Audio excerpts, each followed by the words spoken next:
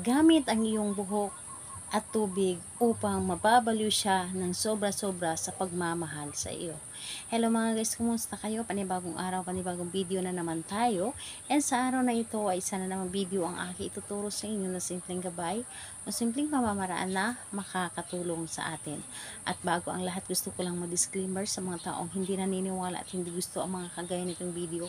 Please skip this video and maghanap kayo ng videos na gustong gusto nyo dahil ang video na ito ay para lamang ito sa mga taong naniniwala and gusto mag-try. Sa lahat po ng mga nagko-comment po dito sa aking video dito sa loob ng aking channel, mag-ingat sa lahat ng mga nagre-reply sa inyo na dinadala kayo sa kanilang WhatsApp in emo app upang makaiwas po tayo sa scam. Ngayon po ituturo ko sa inyo paano natin gayumahin ang ating mga minamahal sa buhay gamit ang ating buhok. Yes po. Ang isang gayuma po ay isa ito sa mga ginagamit upang yung mga minamahal natin or partner natin ay mananatili sa atin at hindi tayo gawan or hindi tayo lulukuhin. So, lahat naman tayo ay ayaw natin na lulukuhin tayo ng ating mga partner. And dito po kailangan natin dito ang iyong paniniwala dahil kapag gumagawa ka ng isang bagay or isang ritual, kapag hindi ka nagtiwala ay hindi ito gumagana. So, dapat po ay buo ang inyong tiwala dito at paniniwala bago mo ito gawin para mas mabilis mo ito mapapagana ang inyong mga ginagawa. Ayun po, kapag alam mo na handa na yung sarili mo or alam mo sa iyong sarili na naniniwala ka sa mga ganito, kailangan mo lamang dito ihanda ang ating dapat na gamitin sa paggawa ng ritual na ito.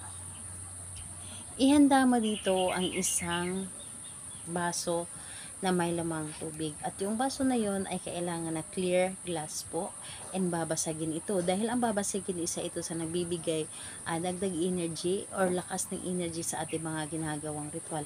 At kailangan mo dito ng 3 hibla ng inyong buhok. Yes po, 3 hibla lamang ng inyong buhok. So dapat po ay meron kayong or meron talaga kayong buhok kasi hindi naman natin ma-perfect yung iba na walang buhok. And ayun, kapag ready na ang aking mga naibanggit na ating gagamitin, kailangan mo lamang dito na ihanda ang inyong sarili.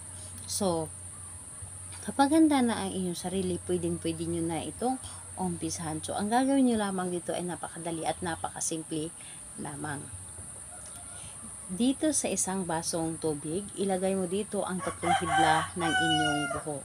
So, 3 hibla po ng inyong buhok. At kapag nailagay nyo na dito ang 3 hibla ng inyong buhok, ito ay inyong dadasalan. Dadasalan ninyo ito ng 3 Ama namin, 3 Aba Ginoong Maria, at 3 Sumasampalataya. Yes po.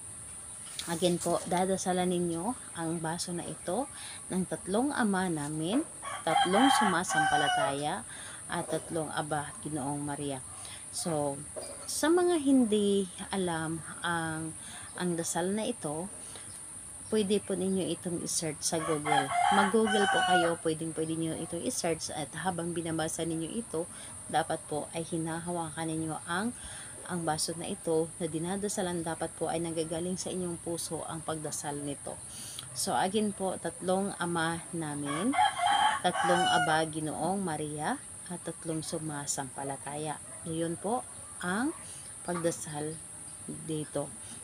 And pagkatapos po, ang tubig na ito, kung nandyan yung ang inyong ginagawa ng ritual, ang tubig na ito, pwede kunin ninyo ang buhok at ito ay inyong ipainom sa kanya. Pero kung malayo naman kayo, ikip nyo na lamang ang basong ito, ilagay ninyo sa ilalim ng inyong unan or sa ilalim ng inyong higaan sa inyong kama or di kaya sa likod ng inyong pintuan. And pagkatapos po ninyo na dasalin yung dasal na aking naisambit, huwag ninyong kalimutan na ibulong din dito na mamahalin mo ako ng sobra-sobra at ihuli po ninyo ang kanyang pangalan. So, sambitin din po ninyo ang kanyang pangalan. So, kailan ito pwedeng gawin? Gawin ito sa araw ng Tuesday and Friday lamang. So, ayun po. kahit anong oras naman pwede po natin itong gawin, basta araw lamang ng Tuesday and Friday. Gawin ito na may lakas na paniniwala at tiwala. Salamat po sa inyo. Bye bye everyone.